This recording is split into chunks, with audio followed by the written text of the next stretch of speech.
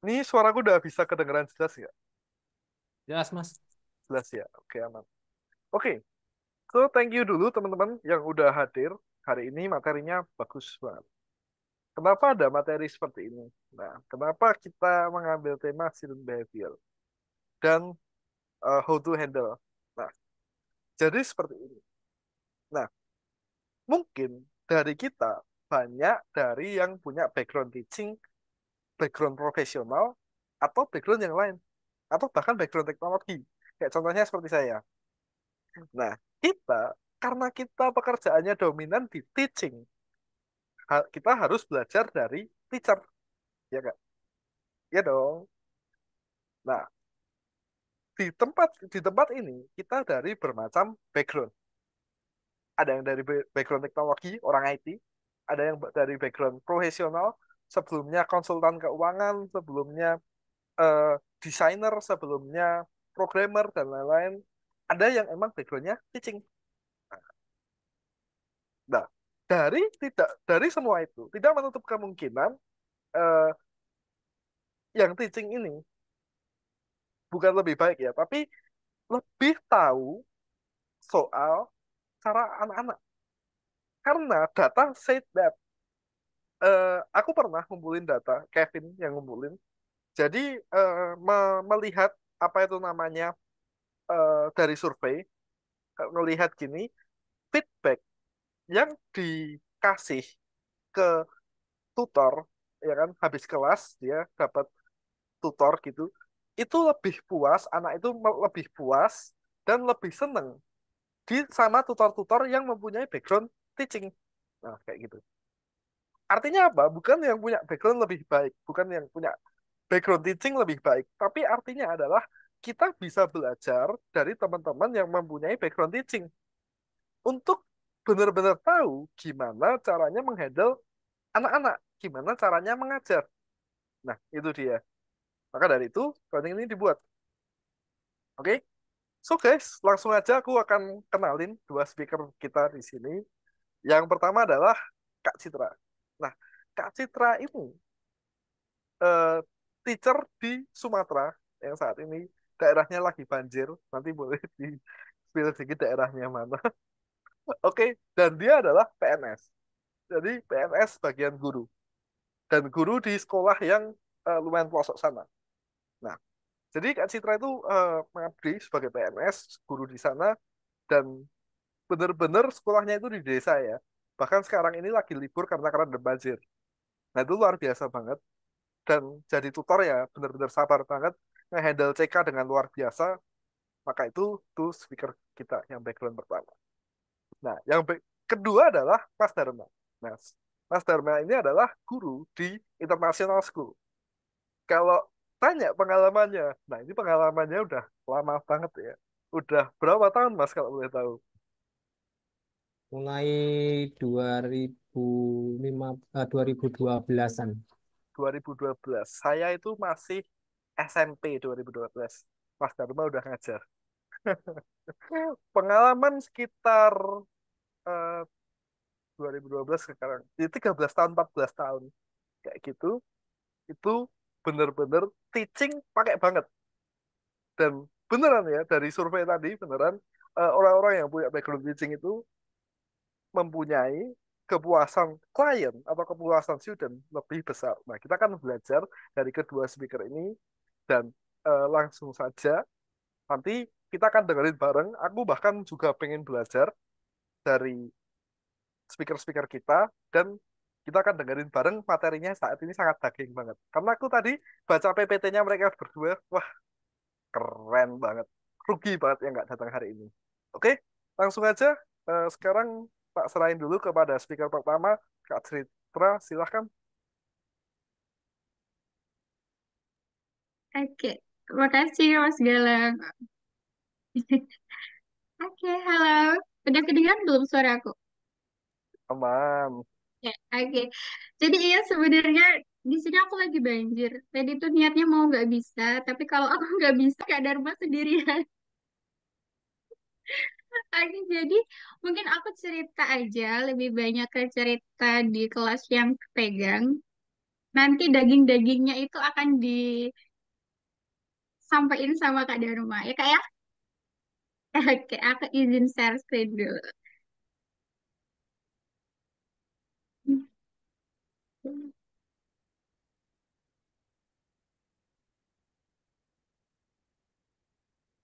Ah, ini dia tuh.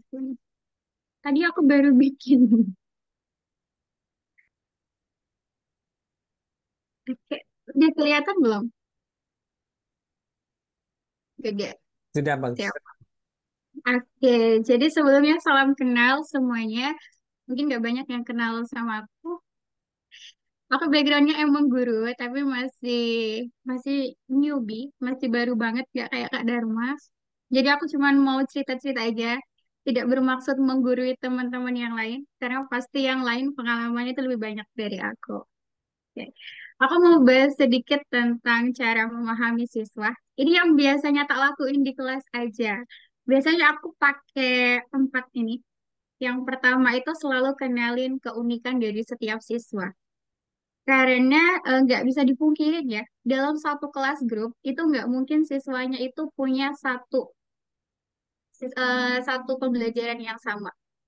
Terus kita juga harus tahu kekuatan dari siswa kita itu kalau belajar apa, kelemahannya, terus sama preferensi belajarnya.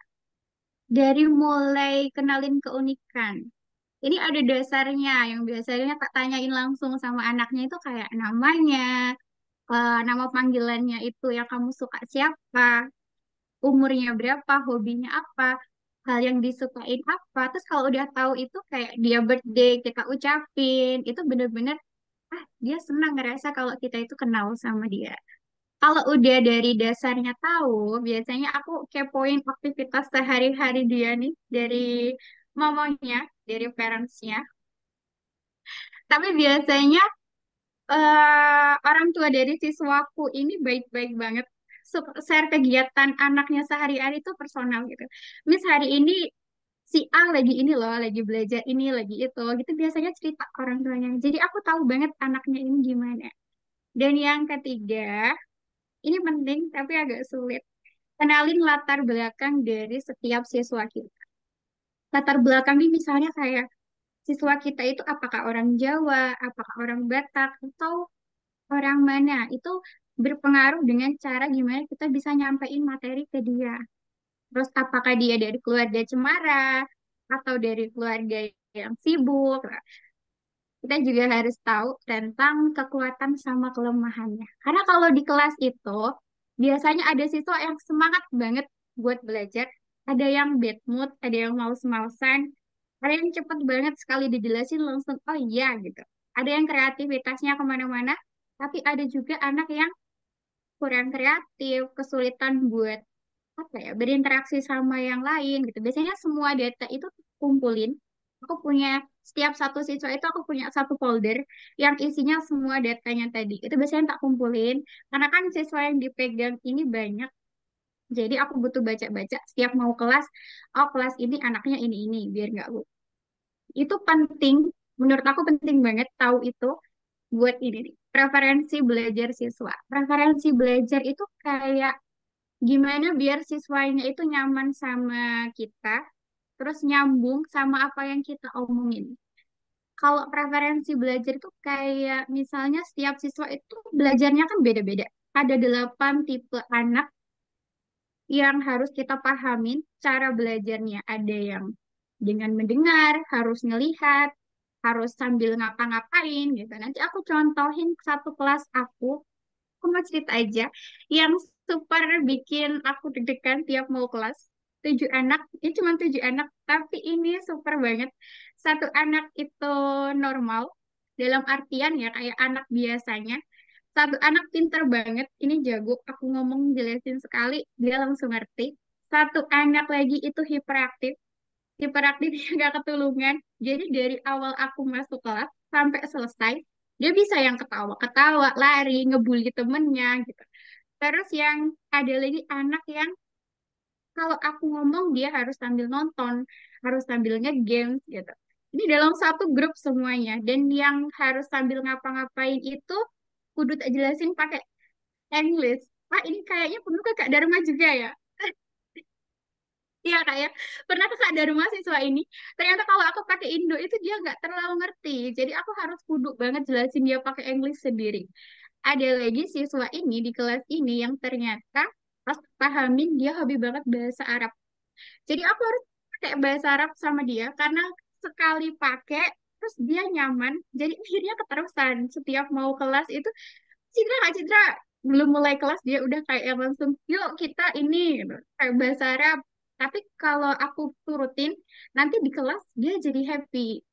Ada juga anaknya yang super pendiam. Mau tanyain apa aja cuman kamu mau ini enggak? Cuman gitu. Ada ini satu kelas ya. Satu lagi anaknya itu harus step by step.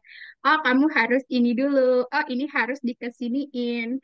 Satu kelas ini yang lumayan nguras energi aku yang nggak pernah bisa selesai tepat waktu karena nano-nano. Jadi penting buat aku paham tadi latar belakang dia, itu biar aku bisa ngasih metode pembelajaran itu yang variatif. Kalau aku kasih satu metode pembelajaran, pasti yang kena cuma di satu atau dua anak. Sedangkan yang lainnya, nanti ini yang nyebabin anaknya bisa ngambek. Orang tuanya bisa komplain karena ngerasa nggak diperhatiin. Walaupun sebenarnya kita udah usaha, karena anaknya beda-beda, akhirnya dia ngerasa aku dicuekin ini mas sama tutorku gitu. Karena kita kurang paham anaknya harus yang gimana. Kalau untuk anak yang normal, biasanya aku ya kayak biasa, tak jelasin, tak kasih tugas, nanti dia nggak bisa dia akan nanya gitu. Terus kalau yang anak pinter banget, ini aku 5 menit dari jelasin dia udah selesai. Karena anak kelas coding ke naik, kalau yang pintar itu pinter banget, terus kayak gabut sisanya mau ngapain gitu. Kasih tiga pilihan biasanya. Kamu mau main games, mau ngewarnain, atau mau terima tantangan dari kakak. Kalau anak yang pintar biasanya dia akan pilih terima tantangan aja. Jadi tak tantangin bikin satu produk, produk proyek yang dia bisa dan waktunya itu memakan waktu kayak nanti teman-temannya selesai dia baru bakalan selesai. Untuk yang anak hiperaktif, aku nggak pernah paksain punya goals yang sama buat dia dan teman-temannya yang lain. Jadi setiap mau masuk kelas, berarti goals setiap anak tuh aku beda-bedain. Si A harus bisa ini, si B bisa ini, si C bisa ini gitu. Pencapaiannya tuh beda-beda. Kalau anak hiperaktif itu menurut aku lebih ke abstrak. Cukup panggil dia, jelasin tentang hari ini, bebasin dia mau bikin apa. Pasti yang dibikinnya itu super-super abstrak. Kadang kita nggak ngerti dia lagi gambar apa, buat apa gitu. Kalau yang Arab ya tadi aku kasih space buat dia 15 menit sebelum kelas itu bebas dia mau ngajak ngomong apa, mau sambung ayat, mau apa itu biasanya tak kasih space 15 menit sebelum kelas. Yang anak pendiam ini kalau kita pahamin, dia tipe anak yang kayak interpersonal gitu. Punya tujuan individu, tujuan dia sendiri. Dia lebih independen dan lebih terorganisir buat dirinya sendiri. Jadi nggak bisa kalau harus kita paksain kamu ngebaur sama teman-teman kelasmu itu nggak bisa. Biarin dia dengan tujuannya dia. Cukup dia kenal sama kelasnya, nyaman sama kelasnya, dan tahu kalau tutornya itu paham sama dia. Nggak usah dipaksain, kamu harus ini, kamu harus itu. Nggak usah, karena dia anaknya biasanya independen ya, untuk dia sendiri. Kalau anak yang step by step, berlawanan dengan anak yang pintar, yang kalau nggak disuruh, dia nggak bakalan ngerjain apa-apa, itu aku biasanya tak kasih kalau mau ganti ke siswa yang lain di komputernya itu di layarnya tak kasih catatan. Kamu habis ini ya, ini gitu. Gak usah banyak kayak dua kerjaan aja. Nanti kalau udah aku balik ke dia lagi. Follow up gimana tadi?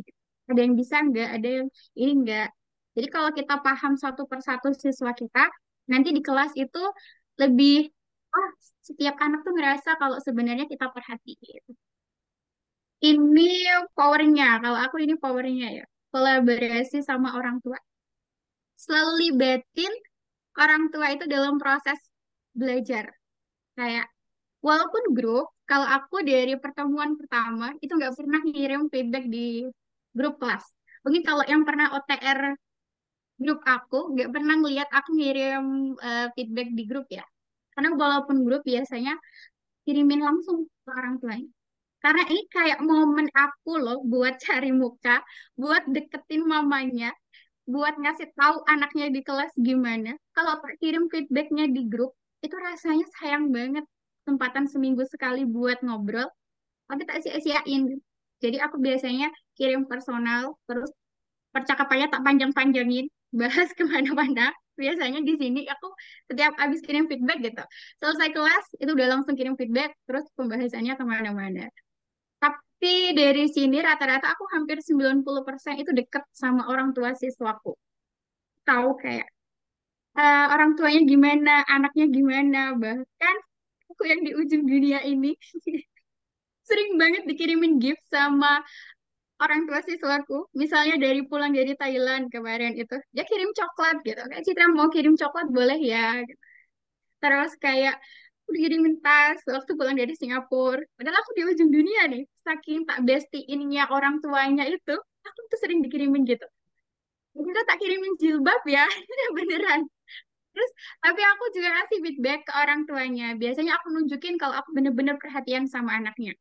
Kalau anaknya sakit, yang emang eh, serius ya masuk rumah sakit gitu, tak usahain aku selalu kirim gift buat anaknya. Walaupun aku di sini dia di sana, selalu cari gimana biar bisa kirimin kirimin buah, tak kirimin makanan gitu. Pokoknya kalau sama orang tua siswaku tak usahain yang bener-bener deket, bener-bener tahu. Ini untuk meminimalisir dapat komplain dari orang tua. Kalau kita ngajarnya tidak bagus, tapi kita udah deket, pasti mau ngomplain juga segan.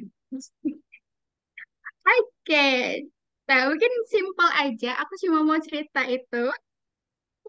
Yang terpenting dari semuanya, kalau mau kelas, jangan lupa prepare diri, rapi-rapi, terus selalu happy. Jangan pernah tunjukin ke kelas kalau kalian itu lagi banyak masalah. Jadi kalau kata Mas Galang tuh kalau siswanya nggak suka sama kursnya, seenggaknya suka sama tutornya. Kalau nggak suka sama tutornya, seenggaknya suka sama suasana kelasnya. Itu aja sih kalau aku ya. Nanti daging-dagingnya bakalan disampaikan sama Kak Dharma. Terima kasih. Mantap. Jadi bener banget yang disampaikan Kak Citra itu bener banget, keren banget. Jadi poinnya adalah yang aku tangkap, jadi bestie sama orang tuanya. Jadi Iya, bener-bener ya, bangun komunikasi sama orang tua itu sepenting itu. bangun bonding itu Mm, sepenting itu. Jadi biar nggak kaku juga kalau kelas. Aku biasanya tipe yang ngajarnya itu ya ya lalala gitu. mm. Nah, kalau udah bestie sama orang tuanya, Nggak percayalah, mungkin. mau nggak perpanjang, mau nggak prolon, itu orang tuanya sungkan. Mau komplain juga sungkan. Iya bener. Jadi gitu. Jadilah orang yang bikin orang lain sampai sungkan buat ngasih nilai yang nggak bagus ke kamu. Nah itu keren sih. Iya. Poinnya bagus banget. Oke. Selanjutnya, nah ini langsung akan disampaikan sama Mas Dharma ya. Langsung ini poinnya bagus banget. Tadi aku baca PPT-nya keren banget. Dan ini oke langsung aja Mas. Silakan. Baik, terima kasih atas waktu dan kesempatannya, Mas Galang. Oke. Oke. Tadi presentasi dari Kak, sebentar, lupa share screen. Bentar. Tadi presentasi dari Kak Citra bagus banget nih. Eh, Sampai, wah luar biasa. Oke, kalau tadi Kak Citra menerangkan tentang bagaimana pentingnya kita berkomunikasi dengan parents. Nah, cuman kalau di kasus yang kebetulan beberapa kali saya alami, itu nomornya yang ada itu bahkan nomornya anaknya. Eh, jadi di kelas kayak Python Start, Python Pro. Nah, itu kita terpaksa agak sulit untuk berkomunikasi dengan parent karena memang parentsnya sendiri itu menyerahkan tanggung jawab kelas itu bahkan ke anaknya. Jadi nomor anaknya dikasih nomor handphone. Jadi ini ya. Nah, bagaimana kita menghandle seperti itu? Kita nggak bisa menggunakan cara Kak Citra karena untuk berhadapan dengan parents itu kita harus eh, ya ada sih parentsnya. Kadang ada di parentsnya. Apalagi PP ya. Kak saya di semua hubungannya sama eh, muridnya langsung. Nah, jadi di sini saya ingin mencoba bagaimana pendekatan personal kita tentang keberagaman siswa kita. Oke. Nah, kalau yang saya tangkap selama ini baik di kelas maupun di kelas online maupun offline itu ada dua tipe keberagaman. Ada yang secara nyata artinya yang terlihat terlihat lah yang terjadi karena kondisi yang bisa diprediksi. Jadi contohnya jenis kelamin, lalu waktu itu bukan waktu. Waktu. Lalu ada yang kedua adalah keberagaman secara psikologis. Itu keberagaman yang terlihat setelah beberapa lama berinteraksi dengan siswa. Nah, di sini saya pakai model Hippocrates yang punyanya Hippocrates yang tentang sanguin kolerik mungkin banyak sudah tahu ya, banyak sudah tahu.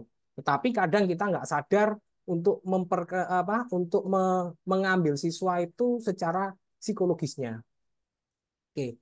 Nah, contoh keberagaman nyata itu misalkan perbedaan jenis kelamin. Artinya siswa laki-laki dan perempuan pasti berbeda.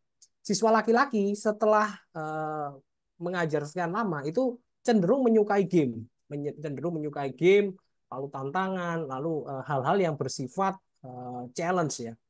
Kalau perempuan itu cenderung video, gambar. Nah, itu seringkali ke arah sana. Jadi kalau misalkan kita berhadapan dengan perempuan, siswa perempuan maksudnya ya, otomatis kita bicara tentang hari ini sudah nonton apa. Tapi kalau misalnya sama siswa laki-laki ya, hari ini game apa nih yang lagi populer. Kita dengarkan dia, kita coba masuk ke dalam apa yang dia sukai sih. Lalu selain itu ada perbedaan waktu. Ini pertimbangan perbedaan waktu mengajar ya.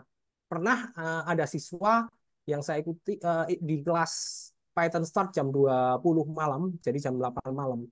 Itu waktu WIB. Nah, dia di WITA. Jadi beberapa kali itu siswa itu ketiduran. Mungkin suara saya yang terlalu mendayu-dayu, menerangkan, terus tiba-tiba walaupun open screen ya itu posisinya tidur.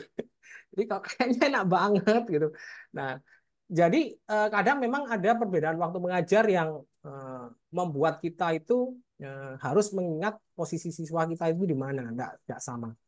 Lalu ada perbedaan keyakinan. Nah, ini juga yang paling sering ini sempat saya dapat sih dari salah satu komplain parents yang merasa anaknya itu seperti dikucilkan padahal tidak.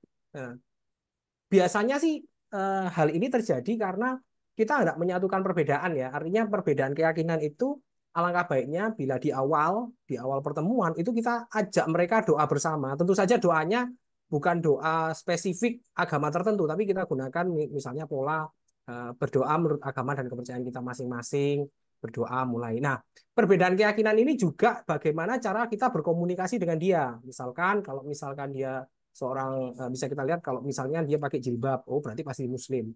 Kalau Muslim, bagaimana kita berbicara seperti tadi Kak Citra, ada yang memang menyukai bahasa Arab, tapi Kak, saya yakin kalau yang menyukai bahasa Arab itu pasti Muslim. Nah, gitu ya. Jadi itu juga. Lalu intinya sih kalau saya itu kita ini hidup di Indonesia, kita percaya seharusnya semuanya seharusnya relate ya, percaya bahwa kita itu punya Tuhan yang esa karena itu di sila pertama Pancasila. Nah, kita minta mereka berdoa dengan kepercayaan mereka masing-masing. Itu juga akan membantu fokus mereka sih. Kenapa? Karena kita di awal pertemuan itu ada waktu hening selama beberapa menit ya, kita yang atur waktunya ya, mungkin sekitar 2 atau 3 menit. Nah, itu untuk membantu mereka fokus. Jadi kalau misalnya sudah berdoa menurut agama dan kepercayaan kita masing-masing, itu pasti semua pasti diem, nggak ada yang bersuara. Mau kelas CK, mau kelas VP, mau kelas PS, mau kelas PP, semua pasti sama. Begitu kita minta mereka untuk berdoa, mereka pasti tenang, mereka pasti tenang. Lalu yang terakhir contoh ya ini ya, mungkin ada keberagaman nyata yang lain yang tidak tersebutkan di sini, tapi kalau misalkan ada enggak apa-apa, mungkin nanti bisa diupdate di question and answer ya. Nah, kalau di perbedaan yang terakhir adalah perbedaan dialek atau logat. Nah, untuk menghindari kita harus sebagai tutor itu berkomunikasi dengan menggunakan bahasa Indonesia atau Inggris. Jangan menggunakan logat daerah, walaupun mungkin kita tahu anak itu dari logat daerah tertentu. Tetapi hal ini untuk menghindari kalau misalkan ternyata ada terutama kelas grup ya. Kalau mungkin kelas privat enak-enak aja. Jadi misalnya kalau kita tahu dia itu orang Sunda atau Madura, kita berkomunikasi dengan bahasa yang kita pahami, bahasa sehari-hari. Tapi kalau misalkan di kelas grup, kadang-kadang ada anak yang merasa, wah ini enggak, Kak tutornya ini hanya perhatian ke satu aja. Nah itu hal yang kurang nyaman untuk dia. Nah, gitu. Itu contoh keberagaman nyata. Nah, ini yang kalau keberagaman nyata itu bisa dilihat di pertemuan pertama. Maksudnya kita bisa lihat, tapi untuk keberagaman psikologis ini nggak bisa langsung ketemu dalam satu kali pertemuan. Biasanya baru beberapa kali, terutama apalagi kalau dia pragmatis ya. Jadi kalau dia sanguin, oh kelihatan. Kayak Kak Citra tadi langsung bisa dilihat, oh ini sanguin ini pasti. Jadi tipe ngomongnya, tipe ini tipe lincah bermain, ada ye dan apa tadi itu lalala. Kalau saya nggak bisa karena saya antara kolerik sama pragmatik. Jadi ya beda cara cara berbicaranya beda. Tapi kita bisa ngelihat setelah mungkin beberapa kali ketemu, oh ini arahnya ke arah sanguin atau melankolis. Itu berarti kita harus hati-hati. Lalu dia ini suka bermain dan sebagainya ya. Nah, di sini saya mengetengahkan ada 4 tipe, bukan saya sih, Hippocrates menyatakan ada 4 tipe, sanguin, melankolis, kolerik, sama pragmatis. Sanguin itu tipenya lincah, suka bermain, imajinatif, banyak bicara, mudah bergaul. Kalau melankolis itu tipe yang dalam, maksudnya kadang-kadang kalau kita nggak hati-hati bisa baper, penuh hormat, rapi, hati-hati, dan suka sama tradisi. Itu biasanya anak-anak melankolis. Kalau kolerik itu dia terus terang, fokus dalam goal. Kak, ini caranya gimana? Nah, cuman gitu aja. Kak, ini kenapa kok nggak bisa? Nah, itu koleris biasanya. Dan yang terakhir, pragmatik itu bijaksana, penuh perhatian, terkendali, dan diplomatis. Mungkin kalau ada yang suka nyoba-nyoba, saya ini tipe apa sih, Kak? Nah, itu saya kasih di HTTP ini ya, nanti bisa dilihat sendiri ya. Ini. Nanti bisa diakses. Bisa di... Oke, nah kita mulai dari kelas pertama, kelas pertama. Tipe pertama yaitu sanguin. Sanguin itu kayak gimana sih anaknya? Biasanya mereka imajinatif, suka bermain, sosial, banyak bicara, dan aktif. Ngomong terus. Mereka adalah pengambil risiko yang riang, anak-anak yang suka berpetualang dan optimis yang mudah bosan. Jadi harus sering menghibur mereka. Pernah di suatu kelas, ada di kelas Python Start yang kalau nggak salah hari Rabu jam 5 sore, itu ada satu anak yang sanguin banget. Jadi di sela-sela materi, tak kasih video. Tak kasih video. Sukanya minta ampun. Dari awal pertemuan sampai akhir pertemuan, nggak ada absen sama sekali, padahal dia nggak terlalu bisa ngoding. Tapi ya memang itu tipe sanguin. Dia suka. Dia datang itu dia suka. Ya, itu salah satu pengalaman ya. Rutinitas yang ketat, penanganannya gimana? Rutinitas yang ketat akan membuat anak ini merasa terkekang. Jadi sesekali harus diubah suasananya. Jadi sekali-sekali kalau saya sih biasa untuk mengganti suasana mungkin backgroundnya saya ganti. Ya itu sederhana sih. Tapi biasanya suka-suka aja dia. Berikan perhatian lebih kepada siswa yang ekspresif dan ucari mereka dengan pujian. Jadi kalau sanguin itu dipuji dikit itu senangnya luar biasa. Dipuji dikit senangnya luar biasa dan uh, mereka itu tipe yang kalau misalkan mereka suka, mereka akan setia. Jadi ya ya itu 32 kali pertemuan tidak ada absen sama sekali dan datangnya selalu 10 menit lebih awal padahal nggak bisa coding.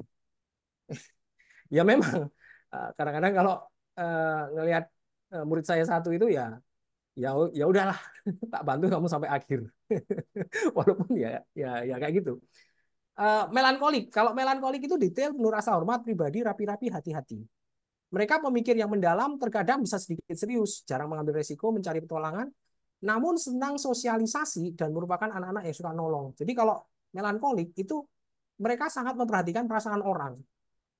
Mereka hati-hati kalau ngomong dan biasanya diemnya lama sekali. Nah, anak-anak seperti ini ingin diajak bicara seperti orang dewasa karena mereka merasa mereka sudah dewasa, suka belajar dan senang menjadi benar. Akibatnya kalau menjadi salah akan membutuhkan dukungan Anda untuk melewati momen. Jadi hati-hati kalau dengan kata-kata kita kalau menyalahkan. Artinya sebisa mungkin mungkin cara bicaranya kepada orang yang melankolis itu kita bicara wah bagian ini benar sekali. Nah, gitu ya. Jadi kita puji di depan, lalu di bawahnya tapi kalau bisa ini diperbaiki ya. Nah, ini caranya. Ini keadaan membantu caranya seperti ini. Itu cara cara kita menangani melankolis. Berikutnya, kolerik. Nah, kolerik ini kemauannya keras, semangat, belak-belakan, berani, tekun, dan kompetitif. Modelnya anak logis, analitis, yang berorientasi pada tujuan dan tidak terlalu suka bergaul. Artinya, dia punya teman, tidak punya teman. Yang penting dia sendiri, itu oke. Dia menang di kelas, itu oke. cara penanganannya pasti harus ada rutinitas harian. Nah, tipe koleris ini mungkin kalau kenapa kok saya banyak pakai PS karena PS itu yang kebetulan saya sangat sangat ini ya, sangat mendalam. Nah, koleris itu kalau misalkan ganti, misalnya di PS itu kan ada yang mulai modul 4 ke modul 5 itu sudah konsepnya sudah ganti kalau di PS. Kalau modul 4 atau modul 5 itu dia masih tipe tes ya, artinya dikasih soal, dia jawab, eh, terus dicek, auto cek. Nah, kalau yang setelahnya itu kan modelnya model project. Jadi kayak misalnya yang pertama itu kalau nggak salah eh, di OOP ya, itu kan modelnya quest dan knight. Itu dia tanya, loh kok lain ya? Nah, itu dia penasaran kenapa kok lain. Dan karena dia tidak bisa jadi yang paling cepat. Nah, dia bersaing dengan cara yang lain. Misalnya, ini loh aku selesai duluan. Oh, oh ya bagus ya kita. Yang penting bagi orang koleris adalah dia menyelamatkan mukanya. Jadi kalau misalkan dia bisa, itu bangganya minta ampun. Kita puji juga bangga, bangga dia bangga. Dan jangan sampai kita jelekan dia di hadapan orang lain. Karena menyelamatkan muka itu penting banget bagi orang koleris. Oke, yang terakhir, pragmatik. Dia bijaksana, peduli, penuh perhatian, tidak suka berkonfrontasi dan setia. Ini tipe-tipe anak yang memiliki hubungan yang dekat dan lingkungannya damai. Mereka senang membantu orang lain dan lebih menyukai rutinitas yang dapat diprediksi, banyak kasih sayang dan aktivitas berisiko rendah. Cara penanganannya adalah misalkan perlu pemberitahuan terlebih dulu untuk perubahan jadwal. Sebenarnya ini standar ya, artinya kalau semua orang kalau misalnya jadwalnya di oblak-abrik itu pasti dia tidak suka. Tapi pragmatik ini lebih dalam menilai orang lain berdasarkan ini. Dan kelemahannya adalah jarang sekali ia akan mengeluarkan energi untuk memulai. Jadi kalau nanya itu dia sangat hati-hati. Bahkan ada anak tipe pragmatik yang dari awal sampai akhir nggak ngomong sama sekali. Awal sampai akhir nggak ngomong sama sekali. Diajak ngomong pun jawabannya pendek-pendek, tapi tugasnya selesai.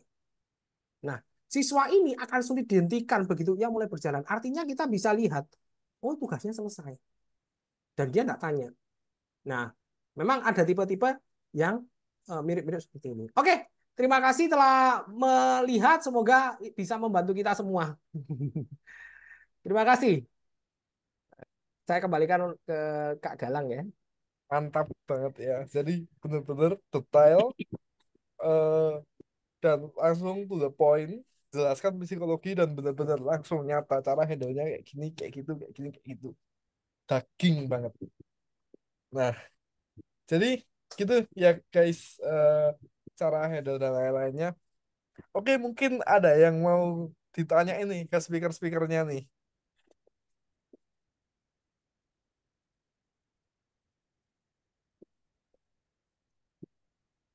Silakan kalau mau bertanya. Silakan. Jadi bener ya, bener banget ya. Jadi sebelum kita masuk ke pengajaran, mungkin kita akan lebih baik kita tahu dulu anak itu tipe yang kayak gimana. Nah, kayak gitu. Oke, silakan Mas, boleh nanya.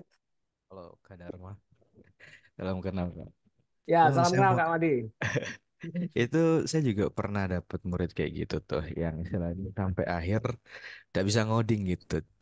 Ya kan soalnya itu kelas lemparan juga kan itu. Cuman yang saya takutin itu apa ya kayak "Ih, dia nggak bisa ngoding. Ini caranya gimana mau graduation?" Ini emang waktu itu saya sampai bikin pertemuan di luar kelas sama beberapa anak-anak untuk supaya mereka proyeknya selesai karena mereka ya itu kebanyakan diem ditanya nggak jawab. Nah ya ada yang sering yang kolerik kayak gitu paling vokal banget di kelas. Jadi kadang mau nggak mau perhatian saya langsung ke sana gitu Kak. Nah kira-kira untuk nangani hal kayak gini Kak Dharma gimana ya gitu. Biasanya ini udah pas mulai kerjain project tuh mulai yang vokal-vokal ini mulai rewel gitu. Nah bingung tuh nangani yang pendiam-pendiam tuh kerjain nggak sih mereka ini sebenarnya kayak gitu sih Kak. Oke, kalau cara saya sih biasanya memang saya berdasarkan rule ya. Artinya siapa yang resign duluan, dia yang akan saya handle duluan. Tapi saya batasi juga pertanyaannya. Ini saya batasi sampai sini ya. Artinya saya membantu membantu kamu ya hanya sampai sini. Selanjutnya coba sendiri dulu. Nanti Kak Dharma bantu lagi kalau memang kamu ada pertanyaan. Nah, pada waktu itu saya setelah selesai menghandle satu anak ini, itu saya lihat yang tipe-tipe pendiam-pendiam ini apa ada masalah karena dari awal saya minta semua share screen. Mau mau dia bisa mau dia tidak bisa wajib share screen. Jadi saya lihat perkembangannya yang ini ya. Nah, begitu ya siap Kak Doni. Begitu oh kira-kira ini langsung saya arahkan. Oh ini loh, ini kurang ini ya. Oh ini. Itu pun mereka jarang sekali mau ngomong. Jarang sekali mau ngomong. Gitu sih. Jadi ya memang yang tetap seperti rule, artinya yang raise hand duluan ya saya handle. Gitu sih. Cuman saya batasi sampai mana saya akan membantu. Oke, itu mungkin boleh saya lanjutin kira-kira nggak Kak nanya gitu. Boleh, siap. Semisal emang ketika jam pengerjaan project kita punya 90 menit kan, ya mungkin ditambah 2 hari sebelum ya istilahnya meeting 30 sama 31 kita mungkin udah mulai ada progres ngerjain project nih gitu kan ya. Nah, itu karena memang anak-anak yang pendiam ini kadang dia bingung juga, ini mau ngerjain apa sampai 2 minggu ternyata belum ada yang kelar. Nah, itu memang pada waktu itu saya akalin ya H-1 sebelum 32 tak bantuin selesai semua personal gitu. Seperti itu. Nah, kalau Kak Dharma sendiri ada strategi nggak maksudnya buat memastikan bahwa anak-anak itu sebelum pertemuan 32 udah bisa selesai gitu. Terutama yang pendiam ya. Kalau mungkin yang vokal gampang nih. Mereka Ya. ngerti apa yang harus mereka buat. Mereka kalau nggak ngerti ya udah tinggal tanya gitu. Kayak gitu Kak. Kalau kalau di PS maupun PP ya, itu proyeknya untungnya sama, puji Tuhannya sama. Artinya proyek yang terakhir itu Arkanoid. Tapi kalau yang masalah pasti Kak Made ini bicara masalah VP ini. Yes, betul sekali. Kalau VP saya pakai jurusnya Mas Galang tuh, pakai yang apa itu Raspberry Project itu. Nah, itu terus dari pertemuan 28 itu kan pertama kali mereka masuk ke klon itu ya. Nah, itu saya minta mereka untuk membuka itu. Lalu saya update ke parents-nya. Parents ini project yang dipilih oleh anaknya. Nah, saya kasih tulisan juga bagaimana cara mengubah. Nah, ini juga salah satu tips sih. Kan yang di link yang di Kak Galang berikan itu kan bahasa Inggris ya. Nah, kadang mereka masih bingung. Kak, ini nggak ngerti bahasa Inggris. Nah, itu saya minta mereka pakai Google Chrome. Lalu saya minta pakai mereka fitur terjemahan langsung yang itu. Jadi pakai bahasa Indonesia. Nah, itu oke semua tuh. Minimal kadang parents-nya yang saya WA itu. Kalau kalau VP puji Tuhannya enak sama parents ya. Nah, kalau PS sama VP itu yang biasanya masalahnya kita terhalang oleh anaknya kalau mau parents ya. Nah, ya itu saya pakai mereka bahasa Indonesia, itu mereka bisa ngerjain sendiri. Itu sih. Oke, oke. Saya coba ntar Kak. Thank Siap. you Kak. Ya, silakan Kak Doni. Halo Kak Dharma, sehat Kak? Sehat, sehat sekali. Jadi sebenarnya pertanyaannya ini untuk Kak Citra juga. FYI emang kebetulan kedua tutor ini eh, salah satu yang yang sering aku recokin terus gitu kan. Jadi gini, ini melihat pakai kacamata dari CS ya kan, seperti yang kita tahu kadang-kadang tuh ada beberapa tutor yang aduh kak nggak bisa minta one time replacement atau forever replacement atau misalnya aduh kak student ini minta kelas pengganti gitu kan. Nah eh, sebenarnya dari aku sendiri dari saya sendiri tuh agak concern apalagi kalau misalnya beberapa satu kelas grup atau kalau kelas private nggak masalah ya mungkin nanti bisa dipelajari apa bisa di anuin dengan Scheduling. ya bukan maksudnya tuh eh, anaknya tuh bisa lebih gampang tahu oh karena anaknya gini gini gini udah dikasih notesnya kan karena cuma satu anak.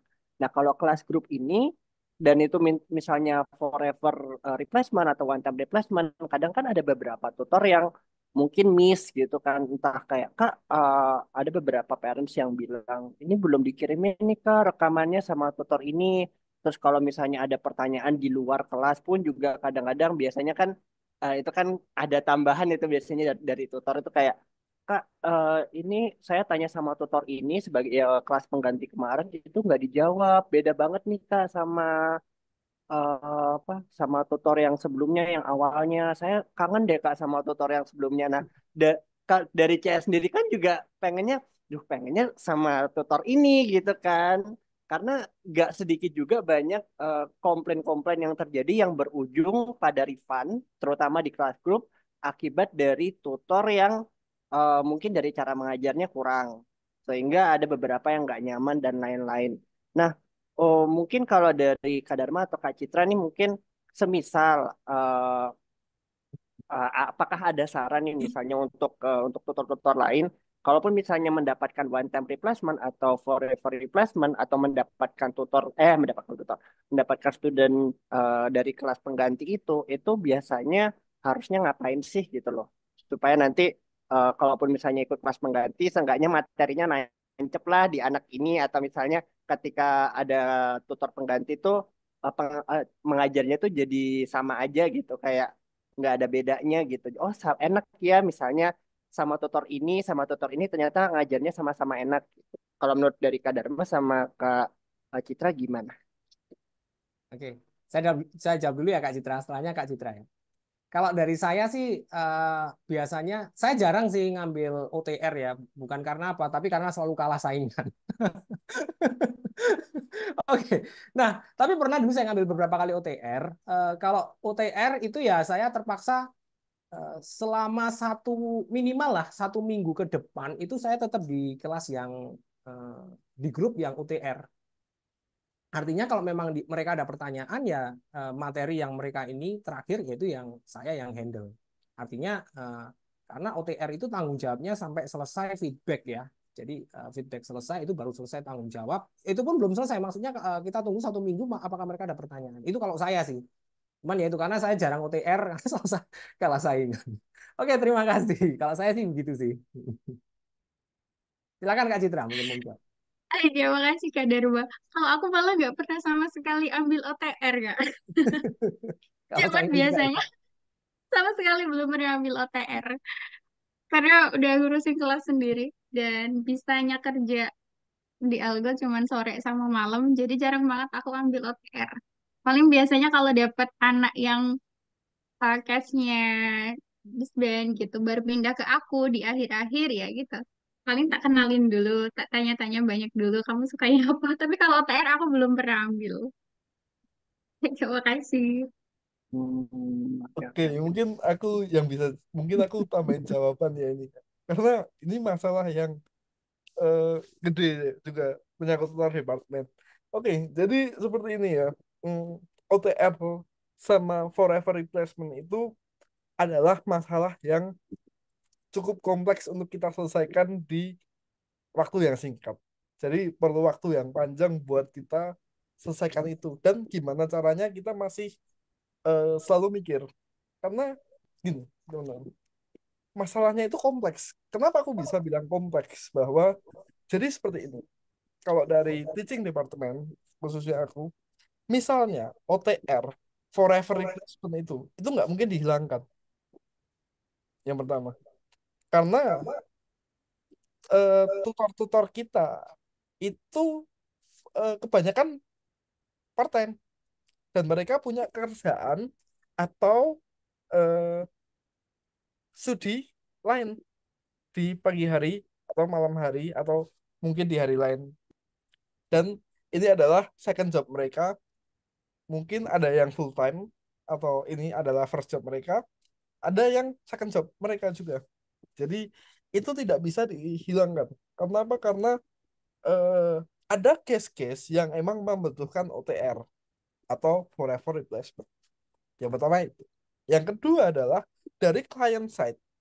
Dari client side itu juga tidak bisa bahwa mengungkiri bahwa client side itu ketika ada OTR atau forever replacement, client side itu komplain. Nah, itu juga tidak bisa dipungkiri bahwa hal-hal itu ada, benar yang dikatakan CS tadi. Entah komplain dari masalah tutornya nggak sama, entah komplain dari masalah eh, dikasih pertanyaan nggak jawab, dan lain-lain. Itu pasti hal itu terjadi.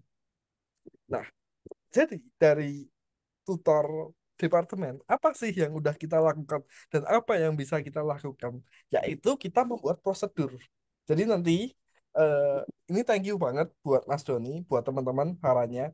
Thank you banget karena aku mempertimbangkan ini dari dua sisi ya. Bener banget. Jadi nanti di OTR itu akan kita buat prosedur.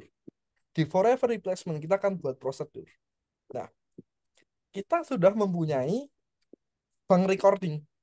Nah, bank recording itu aku kumpulin dari eh, video-videonya, video-video yang eh, intinya high quality lah. Maksudnya dari teachingnya, dari apa-apanya, dari mengerjakan proyek, itu video yang good gitu.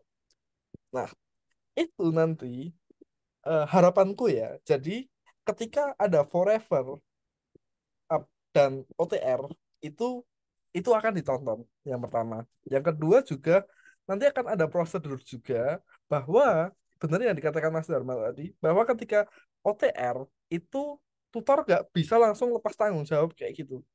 Karena OTR bayarannya kan diganti ke yang kasih OTR secara full, ya kan? Maka dari itu dia harus mengemban tanggung jawab untuk menjawab juga di pertanyaan-pertanyaan ini, gitu ya. Jadi eh dan ini pelan-pelan akan kita lakukan ya. Jadi aku juga akan janji sama CS juga kita akan menggodok terus buat selesaiin case ini. Oke, thank you banget sarannya. Lanjut nih, Mas Peter masih bertanya nih. Oke, terima kasih ya Kak Galang buat kesempatannya. Baik, kita matiin kamera dulu. Ya, selamat malam Kak Galang, Kak Dharma, dan Kak Citra ya. Malam Oke, ya, aku Intan. izin bertanya ya. Jadi gini, aku punya satu case ini grup di hari Sabtu. Dan aku pengen cerita dulu nih. Aku tuh Sabtu tuh ngajar dari pagi, jam 7 pagi gitu. Sedangkan kelas grupnya ini jam 6 sore gitu. Jadi kan udah numpuk, udah capek. Ada nih yang menantang di kelas grup ini nih Kak. Dari pertemuan pertama sampai pertemuan kemarin, Sabtu kemarin, anaknya ini itu happy begitu. Suka, dan anaknya itu suka ketawa-ketawa. Dan aku itu, kata Kak, seperti yang Kak Dharma bilang, suka muji anaknya begitu. Jadi anaknya tuh merasa nyaman. Cuma di mulai masuk pertemuan tiga, aku mulai agak berat begitu. Karena eh, kita semua, anak-anak yang lain, itu nungguin dia begitu. Dari awal pertemuan pertama, aku pikir, oh mungkin pertemuan satu, pertemuan dua wajar. Tapi kok makin lama makin parah. Jadi gini case-nya. Eh, Anaknya ini memperhatikan seperti ini. Cuma dikala aku share screen menjelaskan, itu anak kabur begitu. Entah kabur, entah anaknya itu main. Main game ini kayak misalkan aku main kartu begini, atau dia ambil buku, dia ambil apa. Yang lain menyimak begitu. Dan pada saat aku tanya balik, semuanya udah selesai rata. Selalu. Setiap nomor pas aku minta share screen, dia masih kosong pol. Jadi aku harus request remote control buat bantu dia. Masalahnya lagi, terus terang laptopnya dia itu agak lambat gitu. Jadi di saat aku request remote control, delay-nya itu detiknya lama banget gitu. Nah, udah delay-nya lama, anaknya nggak memperhatikan itu kan membuat eh, waktunya terbuang sia-sia. Kak Dharma, Kak Galang, dan Kak Citra. Tapi di satu sisi, waktu aku tinggalkan, orang tuanya langsung ngomong, ini anaknya tolong dibantu begitu. Aku bantu lagi. Dan pas aku bantu, ketinggalan. Satu sisi bantu anak dan orang tua, satu sisi ngejar materi, bener kan ya? Cuma ini bukan kesekian kalinya anaknya tuh selalu main. Dan waktu itu aku pernah tegur. Agak keras, aku bilang begini, yuk fokus belajarnya dulu yuk, mainnya nanti aja, aku bilang gitu. Lalu aku bilang begini, kalau misalkannya main, nanti soal-soalnya ketinggalan loh. Teman-teman itu udah nomor 7, nomor 8, kamu masih nomor 2 apa nomor 3 begitu. Dia langsung ngambek, dia leave Zoom. Sempat aku gituin 2 kali. Jadi terus terang aku tuh bingung. Sampai sekarang tuh masuk ke bab 3. Mau jalan ke bab 4. Ini dari pertemuan pertama dan aku cukup pusing. Kira-kira nge-handle anak ini bukan cuma satu, ada dua. Jadi kira-kira bagaimana? Satu sisi antara anak dan orang tua, tapi satu sisi kan kita punya grup kan, satu kelas. Takut teman-temannya tertinggal materi, begitu. Dibaikin takutnya kelembekan, dikerasin dianya leave, gitu. Ya, terima kasih Kak Galang, Kak Dharma, dan Kak Citra. Siap. Boleh saya jawab dulu? Oke. Silakan Mas. Oke. Kalau saya sih dalam posisi Kak Peter ya memang itu sudah jatuh tertimpa tangga ya. Sudah anaknya sulit, parentsnya juga sulit. Nah, tapi mungkin itu tipenya memang anaknya tipe koleris ya. Artinya dia ingin melakukan sesuatu yang kelihatan tampil, ditambah dia juga mungkin kalau tadi Kak Citra sempat bilang di multiple intelligence ya Kak. Jadi dia anaknya itu juga kinestetik. Artinya dia ingin menyentuh sesuatu, melakukan sesuatu, tidak terlalu suka dalam mendengarkan. Dan karena kinestetik digabung koleris, jadinya ya kayak gitu. Dia perhatiannya terpecah karena dia ingin pegang-pegang sesuatu, dia tidak terlalu suka mendengarkan, tetapi pada saat dia sudah ingin tampil, dia Kak Peter ingin ini, dia tanya. Nah, kalau solusi sih dari awal kita tekankan, kalau saya sih ya, kita tekankan kita punya aturan waktu ya, artinya kalau waktunya segini Kak Dharma mau nggak mau harus stop, karena ini biasanya saya bilang sih karena ini eh, awalnya dulu saya ngajar karena enggak mengikuti aturan waktu itu, sempat memang keteteran. Jadi waktu saya itu bisa ngajar eh, kelas itu sampai 1 jam 45 menitan. Nah, tapi setelah saya terapkan aturan waktu itu eh, ini ya karena kita semua terikat sama aturan waktu. Jadi kalau misalkan nggak selesai, nanti diselesaikan setelah setelah kelas ya, karena kita harus menghargai yang ini. Kalau misalkan kita ada kelas berikutnya, terutama kayak Kak Peter ya. Saya juga merasakan karena saya juga dari jam setengah 8 pagi sampai setengah 10 malam kalau Sabtu itu jam penuh itu, hari penuh itu. Nah itu kita lanjut dari titik ke titik itu kita harus ngomong. Nah mungkin kalau memang nanti masih ada pertanyaan di WA aja langsung privat ke saya nggak apa-apa. Parentsnya pun kita gitu kan. Nanti ya Bunda, Bapak kalau memang Ananda masih ada kesulitan, WA saja nggak apa-apa. Langsung difoto lalu dikirim ke saya. Ya memang itu terpaksa harus kita handle ya. Tapi supaya waktu kita juga tidak terlalu terbuang menghadapi satu anak terus-menerus ya aturan waktu harus dipegang harus. Itu sih tips saya. Oke, silakan. Mungkin kalau Kak Citra mau menambahkan. Ya, terima kasih Kak Dharma. Oke, aku tambahin dikit ya Kak Peter. Aku ada juga sih anak yang kayak gitu. Kalau aku biasanya ini di PP, jadi tak buatin dari awal benar kata Kak Dharma tadi, tegasin kita waktunya segini. Kalau dia nggak selesai, nanti aku follow up-nya lewat WA. Jadi kayak tak buatin video pembelajarannya yang inti-intinya aja. Aku jelasin apa ke dia, terus tak kirimin kunci jawaban. Sama aku follow up ke orang tuanya. Nanti kalau ada yang sulit, itu bisa sambil WA. Ini ada kunci jawabannya kayak gini. Nanti orang tuanya bisa lihat batas kemampuan siswanya itu di mana. Soalnya kalau mau diturutin terus, pasti bakalan apa ya nyita waktu banyak banget. Jadi kalau aku lebih milih selesai kelas tak buatin video untuk yang dia belum, tak jelasin pelan-pelan gitu, terus tak kirim aja gitu. Kalau aku gitu sih. Makasih. Ya, terima kasih Kak Citra. Oke, mungkin aku nambahin dikit ya, dikit banget. Jadi kalau gitu, jadi bener ya. Jadi kuncinya adalah nanti komunikasi aja sama orang tuanya bahwa disampaikan aja benar-benar secara jujur bahwa anaknya itu seperti ini. Kita dari guru ada kendala ini di satu orang ini atau dua orang ini di kelas dan lain-lain. Nah, emang kesukaannya apa? Tanyain gitu aja. Maksudnya kesukaan apa itu? Oh, jadi kita arahin gitu loh. Apalagi pas proyek-proyek akhir, udah minggu-minggu proyek. Nah, arahin aja, suruh bikin yang kesukaannya dia aja. Jadi jangan sampai kita maksa gitu loh.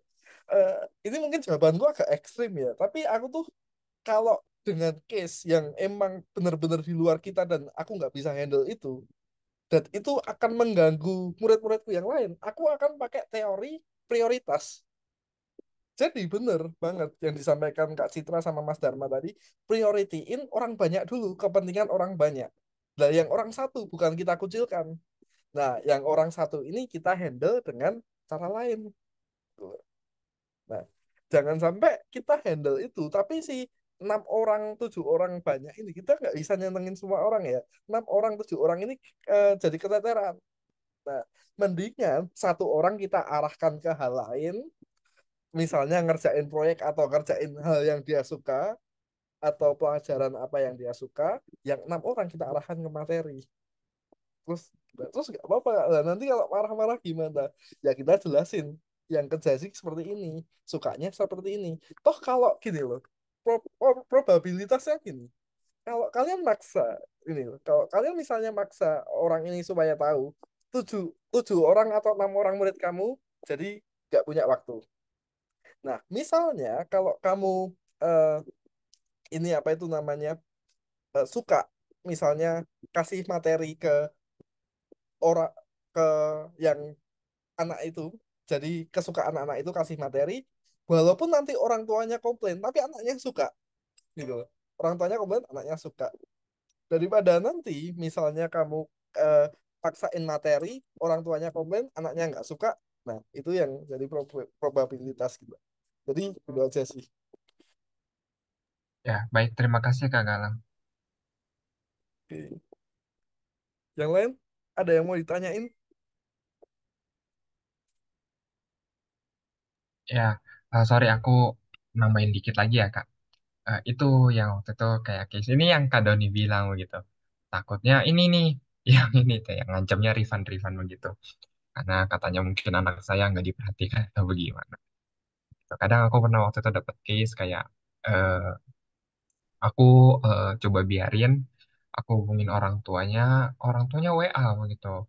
Kayaknya anaknya saya ini rasa nggak cocok begitu. Saya mau refund aja. Wah, saya bingung begitu. Satu sisi mau ditinggalin atau bagaimana. Nah, itu benar tuh kata Kak Doni. Kalau udah kata refund itu yang bikin saya bingung. Harus diapakan begitu. Sebenarnya gini ya. Ada di WA nih. Mm-mm. Refund itu hal yang unik ya, memang. Faktornya itu banyak banget. Kalau mau tarik data ya, refund itu bukan bukan pure salah tutor loh, banyak loh. Orang tua ada loh beneran ini case-nya. Orang tua waktu itu lagi butuh duit, terus mau cairin duit, cepet kan. Terus yang refund, oh ternyata program lesku ada program refund. Ya udah aku refund aja karena butuh cairin duit cepet buat modal usaha. Ada juga case-case-nya untuk unik gitu loh. Jadi sebenarnya sebelum kita kasih tahu misalnya refund dan lain-lain, atau kita wah ada yang salah introspeksi dan bingung gitu, better kita komunikasiin aja, kita tanya benar-benar alasannya tuh apa.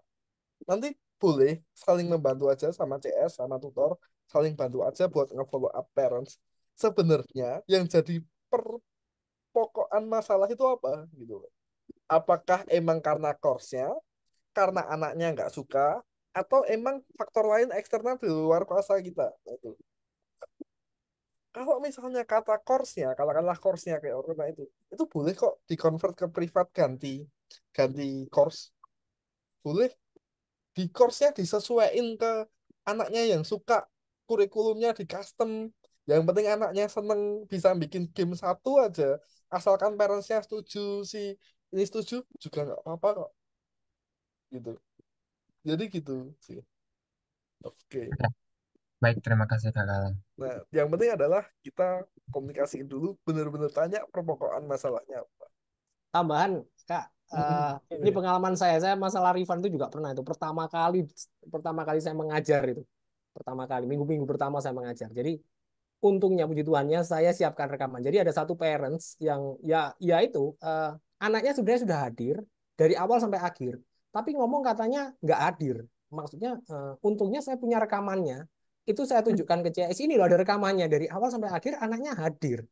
Dan dia memang parentsnya mau refund entah dengan alasan gimana pun. Tapi karena saya bisa menunjukkan bukti rekamannya kalau memang dia hadir, itu akhirnya ya nggak jadi refund. Gitu sih. Jadi sebisa mungkin siapkan rekaman Kak. Itu untuk menyelamatkan diri kita itu. Oke, baik ya. Terima kasih Kak Dharma, Kak Galang, dan Kak Citra ya buat masukan dan informasinya. Mungkin mau nambahin dikit ya eh, terkait emang ini refund ini emang agak melelahkan juga ya untuk CS. Cuman mungkin boleh boleh nih minta bantuannya banget gitu ya. Kadang dari CS itu juga mencoba untuk menghubungi sebenarnya ketika parents student sudah ketemu sama tutor dari CS itu percaya bahwa sebenarnya nih oh udah deket nih gitu. Jadi kalau ada apa-apa cerita aja gitu. Jadi instead kalau misalnya ada masalah sesuatu apalagi yang terkait refund dan kita harus lagi menggali dan ternyata ibaratnya kan kayak gimana ya ngomongnya ya. Misalnya nih ada satu case di mana sebenarnya ini udah cerita sama sama tutornya. Cuman tutornya minta ke CS untuk Kak, ini tolong dong hubungin, soalnya minta refund. Sedangkan kita berarti kan kita harus menggali lagi masalahnya apa. Sedangkan dari tutor ini tidak memberi informasi masalahnya apa gitu. Mungkin akan lebih baik kalau misalnya kita bisa bekerja sama nih gitu. Kalau misalnya ada case seperti ini, didiskusikan dulu dengan CS masalahnya seperti apa, case-nya seperti ini, begini, begini, begini. Nanti kalaupun misalnya memang butuh bantuan sama CS, yuk kita apa sampaikan bareng-bareng gitu sih. Jadi biar apa satu nggak jadi refund, yang kedua juga biar sama-sama seneng nih. Bisa bisa jadi ternyata masalahnya sepele. Terus ya udahlah kita gantiin privat aja. Tutornya masih mau yang sama atau yang beda? Nanti kita cariin kayak gitu sih. Tuh. Baik, terima kasih Kak Doni. Oke, itu ya. Jadi benar-benar menjawab ya, kita semua sama. Kalau itu digali permasalahannya dulu. Karena permasalahannya itu emang unik-unik, guys. Jadi kalau kita tahu permasalahannya, kita mungkin bisa penyelesaiannya gitu loh. Daripada oh Rifan, oh ya udah gitu. Berarti urusannya CS. No, kita cari tahu dulu permasalahannya apa. Kalau permasalahan udah kita ketemu, mungkin akan ketemu solusi. Karena orang-orang CS itu luar biasa ya. Jadi dari departemen-departemen itu, karena pasti mereka cari solusi, karena mereka pasti punya otak, eh, bisa putar otak buat itu. Nah, tapi sebagai tutor kita benar-benar harus bantu juga, eh, ceritain case-nya detail, habis itu tanya dulu, komunikasi dulu sama orang tuanya kan. Kita ngasih feedback itu ke orang tua pasti kita udah pernah komunikasi dan hubungan lah, apalagi ngasih personal feedback ya kan. Nah, itu pasti ya harusnya udah tahu sih. Oke, silahkan Mas Alwi. Mungkin ini pertanyaan terakhir ya. Wah, dekatlah dengan CS. Halo Om, selamat malam semuanya. Ini bukan pertanyaan kali Om, curhat ini Om. Oh ya, boleh, boleh. Jadi kebetulan tadi pas pada ngobrolin case-case-nya dia, kayaknya aku kemarin baru dapet case kayak gitu juga Om, case lucu juga. Jadi ada kelas kelas privat, jadwalnya Kamis sama Jumat, jam 1 siang loh. Aku sempet, hah? Kelas jam 1 siang, apa nggak bahaya ya gitu. Dan nggak ngeh ngomong kelas privat, tak pikir udah sip Om, waktunya banyak, tak pikir wah 32 nih dibayar lunas nih, tak pikir. Ternyata pas di pertemuan keempat apa kelima ya dapat itu reminder suruh prolong. Loh, ternyata anak ini prolong, ternyata dia cuma bayar 8 kali pertemuan. Nah, intinya pas terakhir tuh dia nggak prolong Om. Nggak prolongnya adalah jam 1 siang itu, pas dia ikut kelas itu masih pakai seragam sekolah. Jadi jamnya dia tuh mepet banget. Kemis jam 1, Jumat jam 2. Dia masih pakai seragam sekolah pas ikut kelas. Pas pertemuan ke-6 aku reminder parennya ngomong, oh iya pas perpanjang perpanjang, lanjut kak, lanjut. Dia suka, anaknya juga suka, tapi ternyata dia kecapean pas pertemuan ke-7 8. Enggak kak, enggak kak, capek kak, kayak gitu. Terus udah tak usulin kalau 1 minggu sekali gimana, akhirnya anaknya tetap menyerah karena kemarin terlalu mepet waktunya kayak gitu. Dan nek kasus kayak gitu tuh gimana Om? Padahal nek ngomongin bonding tadi, ngomongin eh, keluar ke parennya atau ke apa, kayaknya ibunya udah nyaman ngobrol apa, udah ngomong dari pertemuan kelima mau lanjut, tapi karena anaknya nggak mau, anaknya ngerasa kecapean, pasti pakai seragam sekolah harus langsung les, akhirnya nggak prolong kayak gitu. Nah itu nek kayak gitu ke pripun ke tutornya bagaimana, monggo. Yes, yang cukup sulit juga ya. Tapi kok nggak pernah nawarin ganti jam gitu apa gimana ya? Maksudnya kok. Nawarin ganti jam, dia yang kemarin kan liburan ya Om ya, kan liburan sekolah. Nah, mungkin pas liburan sekolah mereka nguber kepengen les 2 kali seminggu. Nah, Oh, pas mulai sekolah ke pertemuan keempat atau berapa, mereka wis kepundal apa bahasa kepundal-pundal tuh apa ya, kemepetan nama kelasnya dia. Tapi mereka nggak ngomong, mereka nggak apa-apa, dan aku juga nggak ngeh bahasa pas terakhir-terakhir loh. Kamu pakai seragam ya kak? Iya kak, baru pulang, maaf ya telat 10 menit, telat 5 menit kayak gitu. Jadi anak oh, kayak kayak nggak mau, capek nggak kayak gitu, akhirnya udah kayak gitu. oh Tapi gitu. kayaknya udah 3 atau pertemuan ke 5 aku tahu ini. Aku benar-benar tergesa-gesa.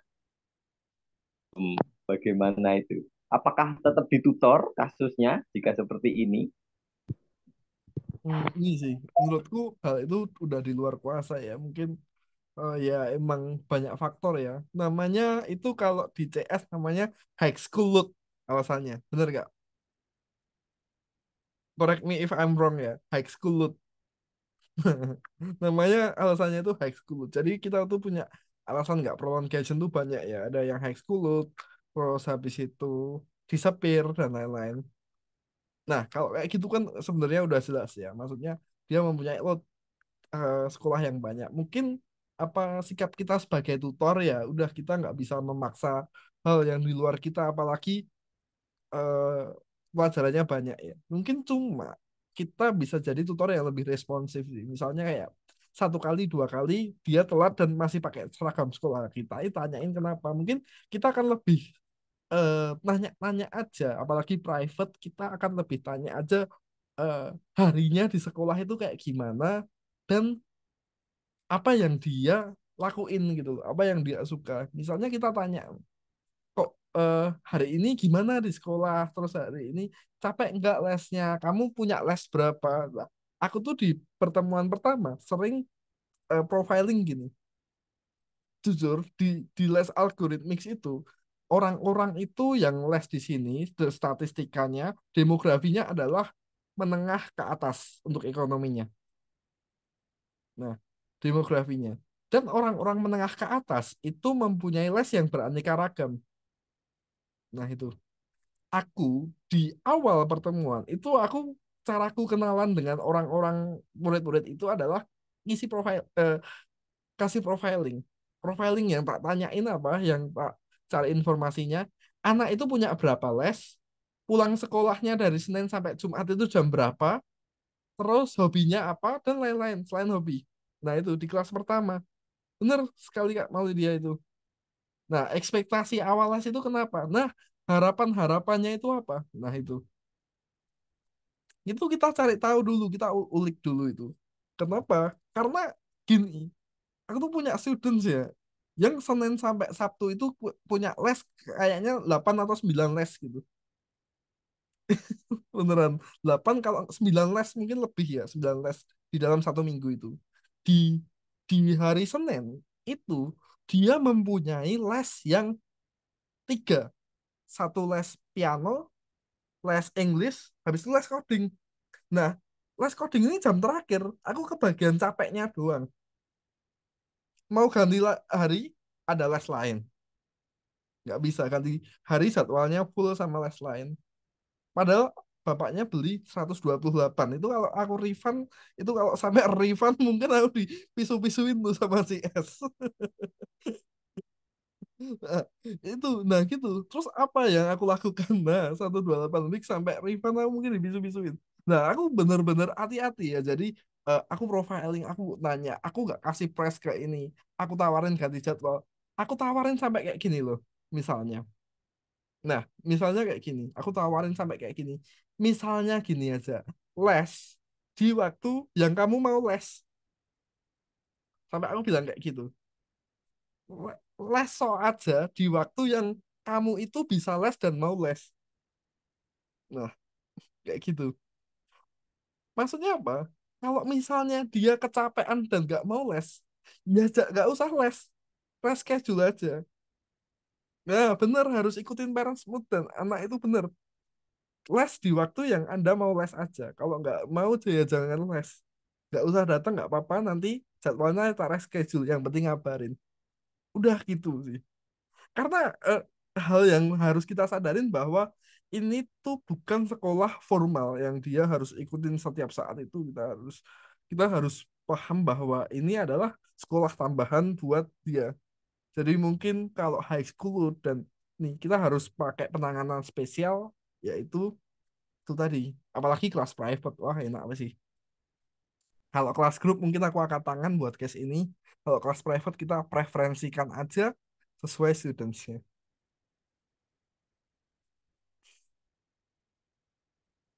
Bener. Ya gitu sih. Oke, mungkin ini ada terakhir nih Kak Dika sama Kak Putri ini. Ya, halo. Selamat malam, Kak. Mm-mm. Selamat malam, teman-teman. Ya, mungkin saya mau Malam. cerita sama mau mungkin siapa tahu ada saran nih dari teman-teman yang lain. Jadi kebetulan saya kan ada kelas desain di hari Sabtu jam 9 pagi. Sekarang itu anaknya 9 anak, masih 9 anak, udah pertemuan ke 14.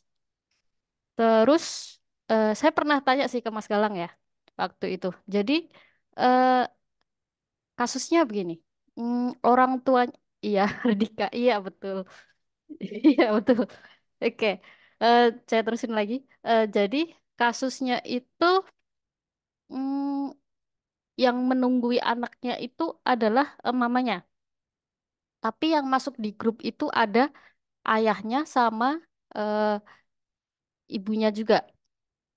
Terus waktu itu pernah nggak berangkat? Saya tanya, kenapa? Maaf Pak, apakah Nagita bisa ikut kelas pagi ini? Jadi biasanya kalau ada yang belum masuk di kelas, itu selalu saya follow up ke parentsnya, gitu kan.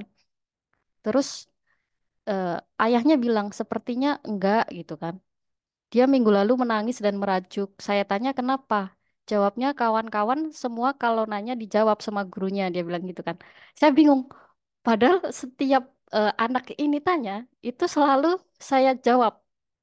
Dan mungkin nggak bisa langsung ya Kak ya, karena kan itu kelas grup ya. Ke, saya harus satu persatu ganti-gantian. Apalagi kelas desain ini kebetulan eh, setiap saya selesai materi, saya sampaikan proyeknya step by step seperti ini. Terus saya tanya, oke teman-teman ada yang mau ditanyain nggak gitu kan? Sebelum kita kerjain proyeknya. Mereka bilang enggak gitu kan. Eh, 10 detik kemudian, Kak, ini gimana? Itu baru 10 detik. Kadang ada yang kesulitan untuk buka projectnya di Inkscape-nya. Karena nggak seperti di gym. Kalau di gym kan diklik 2 kali langsung masuk ya, Kak ya. Nah, kalau di Inkscape ini memang ada yang harus open file dan lain-lain. Nah, kebetulan di kelas grup ini, itu saya ada 2 anak. Itu yang satu harus benar-benar step by step. Nah, yang satu si anak ini tadi, yang orang tuanya bilang seperti itu. Tapi dari mamanya itu aman aja Kak sebenarnya. Tapi dari ayahnya tuh bisa bilang seperti itu. Jadi saya agak bingung juga. Saya harus gimana sebenarnya? Karena anak ini kalau dari ayahnya itu bilangnya anak ini agak berbeda. Kalau direspon 1 2 kali dia tanya, diam dia itu. Habis itu nangis sendiri. Kan saya nggak bisa mendahulukan anak ini terus-menerus ya. Karena ini kelas grup gitu loh. Kecuali kelas private. Saya bisa gitu kan. Terus eh, sering juga eh, koneksinya itu nggak bagus. Pertama, kedua eh, laptopnya ini kadang lemot.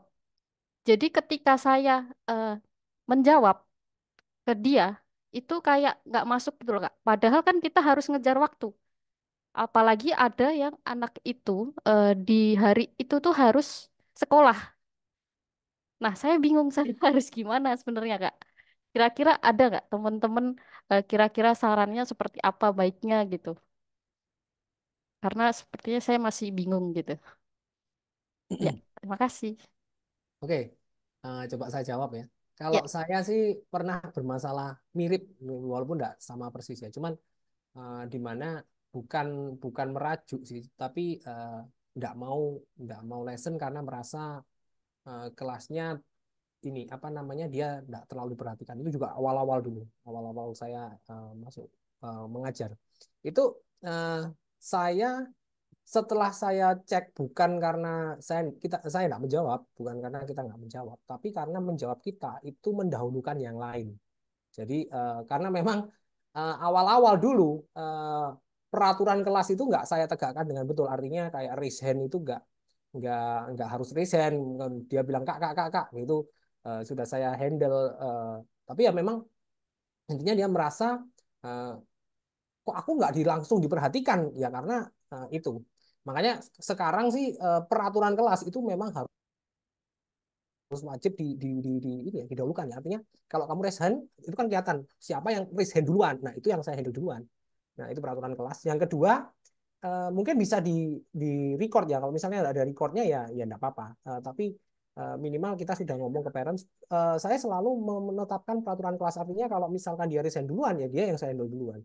Itu yang pertama. Yang kedua, kalau misalkan memang kesulitan, kalau memang Anda masih kesulitan, mungkin bisa dipindahkan ke kelas private, Kak. Kalau kelas private itu attention-nya hanya 1 lawan 1. Artinya kita ya memang kita nggak bisa gimana lagi lah, anaknya memang butuh perhatian khusus, memang dia special needs, kita masuk di kelas itu kayak ada anak berkebutuhan khusus masuk sekolah normal. Wah, itu susahnya minta ampun karena dia memang larinya ke kiri, larinya ke kanan, terus gurunya misalnya hanya 1.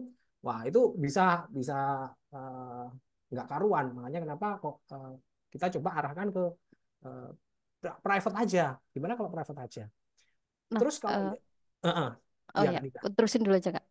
Ya itu sih, kalau saya sih biasanya ke arah 2 itu. Kalau memang dia akhirnya nggak bisa private ya, intinya tetap kita mainnya di rule class. Jadi waktu sama raise hand gitu sih.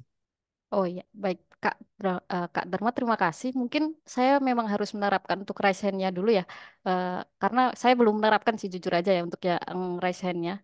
Terus kalau untuk private sebenarnya saya pernah menawarkan ke mamanya, tapi akhirnya nggak dijawab. Jadi itu mungkin merasa kalau anaknya itu bisa dan tidak membutuhkan kelas private. Mungkin ya.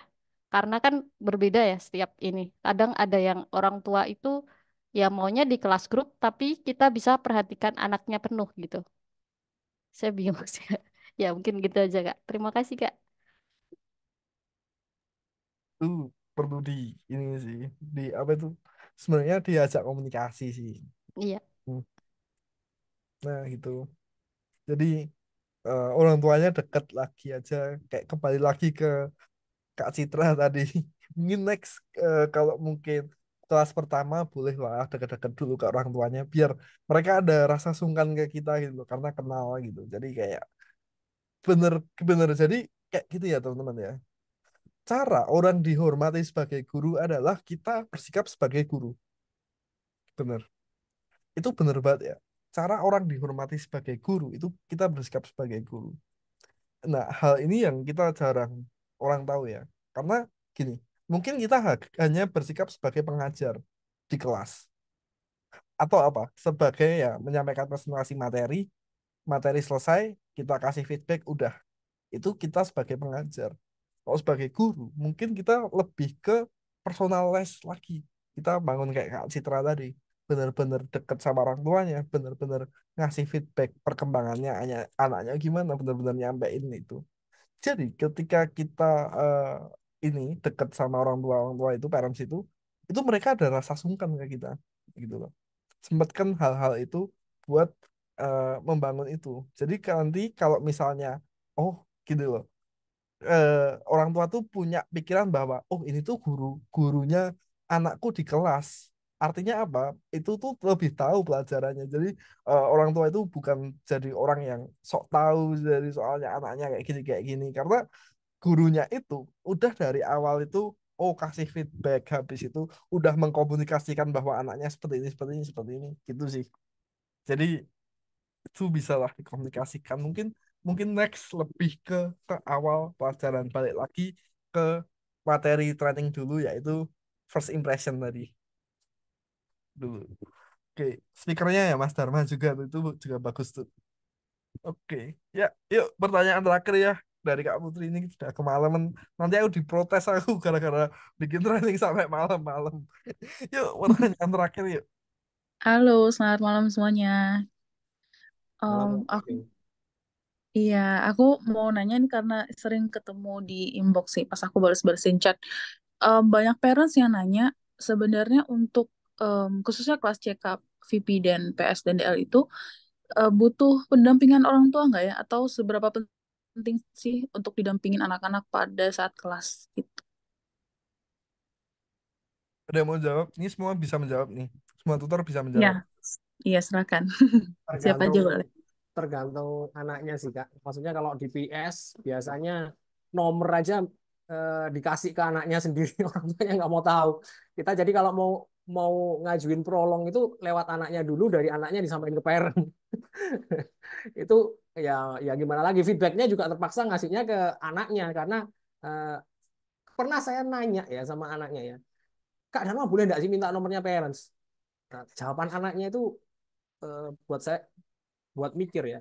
Jangan Kak, nanti soalnya papa saya atau mama saya itu nggak suka kalau saya ganggu-ganggu. Sudah, nggak apa-apa, saya handle aja. Ya mau bilang apa gitu terus. Ya sudah lah, ya sudah, mau ngomong apa. Tapi kalau untuk CK itu kayaknya untuk pertemuan awal-awal kayaknya perlu pendampingan ya. Karena untuk anak-anak untuk bisa share screen itu kalau nerangin ke anak itu bisa dilihat aja, dilihat aja. Karena saya pernah ngajar CK, saya terangkan aja caranya share screen itu dilihat aja sama anaknya. Tapi nggak di share screen. Ya itu sih. Kalau VP ya mungkin tergantung usia sih. Ya itu sih kalau saya. Nah itu jawabannya bener ya. Kalau CK, aku kalau CK ini semua udah wajibkan sih, udah SOP bahwa pelajaran CK itu harus didampingi parents. Ini TCM, CS, tutor sepakat nih. Untuk CK harus didampingi parents. Kenapa? Karena permasalahan CK itu adalah permasalahan yang kompleks lagi, teman-teman. Permasalahan CK itu kayak gini. Kalau grup ya, kalau private mungkin yang anaknya udah bisa baca, anaknya udah terbiasa dengan gadget, oke. Iseng hidupin komputer sendiri, iseng ngetik link sendiri, itu oke. CK, nggak perlu pendampingan. Kalau CK yang anaknya belum bisa baca, belum bisa gadget, ini harus didampingin orang tua. Mau nggak mau. Dan TCM harus saya kasih jelas itu di awal. Dan itu udah dilakukan sih selama ini. Karena gini, CK itu probabilitas anak itu bisa datang ke kelas ditentukan oleh dua hal. Anak itu bisa enggak dan orang tua itu bisa enggak. Itu. Anaknya bisa, orang tuanya nggak bisa, nggak datang. Nah, gitu. Jadi gitu. Jadi itu ya, kalau CK benar-benar harus pakai pendampingan. Kalau VP itu masih tergantung 50-50 lah. Kalau biasanya PS ke atas itu udah nggak perlu pendampingan lagi. Bahkan ada yang benar-benar mandiri banget, bener tadi kayak Mas Dharma tadi, bener banget. Kalau VP itu tergantung seberapa oke anak itu pegang gadget, seberapa anak itu bisa ditinggal, dan bener kata Mas Fadli tadi, seberapa orang itu percaya sama orang tua itu percaya sama anaknya. Bener. I see, I see. Jadi Oke, buat oke. case-case VP Mm-mm, yang beginners, mungkin lebih lagi beginners, itu mungkin karena mm-mm. beberapa anak emang perlu pendampingan. Apalagi kelas grup ya. Oke, sip. Um, sama satu lagi boleh nggak? Boleh. Soal Zoom dan platform, kadang parents kayak kok katanya nggak pakai Zoom, tapi kenapa tutornya masih ngasih link Zoom ya gitu. Jadi yang mana nih yang benar? Kok pelin-pelan ya kayak gitu. Ini gimana nih Mas? Jadi seperti ini ya. Kalau mungkin itu CS bisa dijawab ini. Oh, tidak apa-apa, Mam, untuk penggunaan preferensi Zoom dan eh, online platform menggunakan Google Chrome itu preferensi saja sebenarnya. Kenapa preferensi? Kalau di Zoom itu fiturnya lebih banyak, Mam. Bisa annotation, coret-coret layar, dan kalaupun anak nggak bisa, itu bisa di remote control, jelas langsung dibantu. Ada fitur banyak berupa chat, ngirim file, ngirim gambar, dan lain-lain yang di online platform itu terbatas. Mungkin bisa disampaikan kayak gitu. Nah, kalau misalnya orang tuanya lah kan dulu janjinya sama eh, TCM udah pakai Google Platform sama koneksi internet aja gitu. Ya, apa?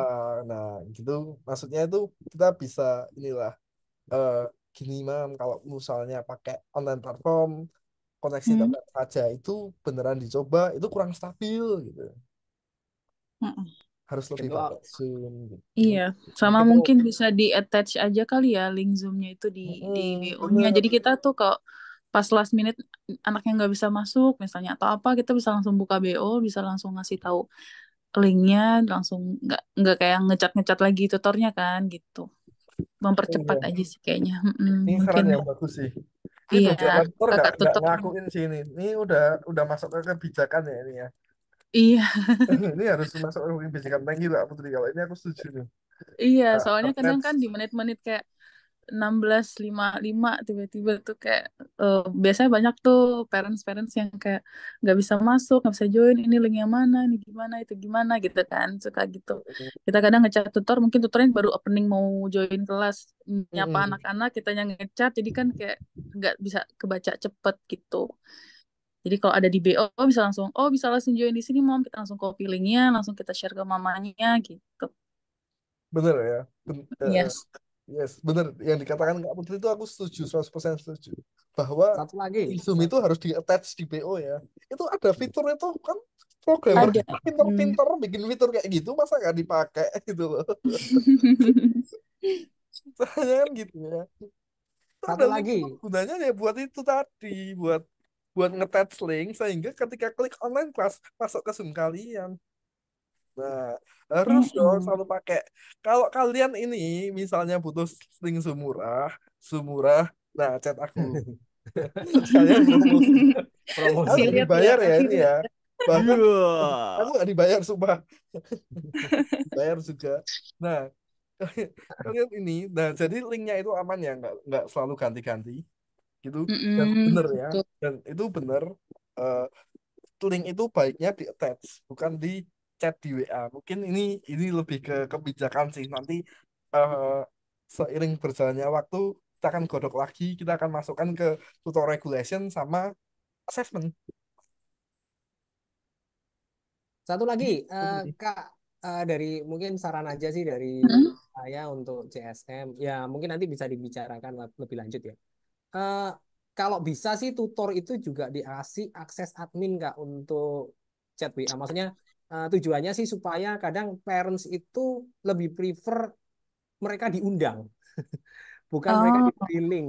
Nah, itu beberapa oke. kali kok saya Mm-mm. nggak diundang. Loh, perasaan sudah saya maksudnya saya ngomongnya lebih lebih lebih lebih enak ya. Perasaan Mm-mm. Mm-mm. sudah saya kirimkan linknya Bu ke oh tapi saya nggak merasa diundang. Nah, kadang-kadang Iya. kadang-kadang juga ini sih kurang kurang nyaman aja sih sama parent. Cuman itu. Yang kedua, saya pernah mimpi buruk sih sama platform. Jadi yang pertama mimpi buruk pertama adalah saya tidak bisa nge-mute untuk semua anak dan semua anak lagi berisik posisinya. Wah itu mimpi buruk sekali itu. Sama Lika setuju banget tuh. Makanya makanya sampai sekarang kita pakai Zoom sih bukan karena apa ya, tapi ya karena itu sih salah satu bug yang mengerikan yang wah sekitar sekali Mm-mm. itu waduh nggak ngerti sampai sekarang caranya gimana itu. Biasanya aku ngeles kalau dibilang kenapa nggak pakai platform aja gitu. Terus aku ngeles biasanya, oh iya mom untuk pertemuan online ya. Biasanya tuh tutor punya banyak cara, bisa lewat Jimit, bisa lewat Zoom, tapi tetap aksesnya di platform kayak gitu. Padahal tuh aku udah nggak tahu link Zoomnya di mana. Ngeles aja dulu pokoknya gitu. Iya, thank you. Nanti aku coba sampaikan sama Kak Indah dan Kak Aliza yang megang WA grup. Jadi nanti mungkin next time bisa dijadiin admin juga tutor-tutornya. Ya, Oke, mantap sih. Iya, thank you. Tapi Kak kalau Galang. dikasih admin, Thank CS-nya you. jangan di-kick. Ntar jadi admin grup WhatsApp, CS-nya di-kick lagi. Aduh, Oke, oke, oke. oke. Udah kayak gitu ya Mm-mm. teman-teman ya. Ini Iya, makasih Mas benar-benar ini Galang, Kak sampai Dharma. malam sih. Mm-mm. Insightful banget ya. Jadi thank you banget teman-teman, buat teman-teman CS juga hadir padahal jam kerjanya mereka sampai jam berapa nih? Jam 11 masih 16. join meeting ini. Luar biasa. Oke, jadi bener teman-teman, kita akhiri aja karena aku nanti takut diprotes karena sampai malam-malam. Tapi benar-benar hari ini daging banget, insightful banget. Thank you Kak Citra, Kak Dharma. Luar biasa banget kalian hari ini. Terus gitu ya teman-teman ya. Oke, habis training ini akan ada assessment, mungkin akan selesai hari Rabu. Nanti kita godok bertiga sama Lid juga. Oke, thank you yang udah hadir teman-teman. See you and have a nice nggak sleep. foto Kak. Sama-sama. Oh ya, Foto boleh. dong Dadah. Kak. Udah anu semua nih. Udah ada. Harus Mumpung open ada cam po. mumpung ada Boleh, Kak boleh. CS-nya di Kapan sini. lagi ada CS loh? Wah. Aduh, ini udah mode dasteran nggak boleh on cam dong. Oh ya udah lah. Oke, ya udah gitu ya teman-teman ya. Foto-foto. Bye bye. Bye-bye.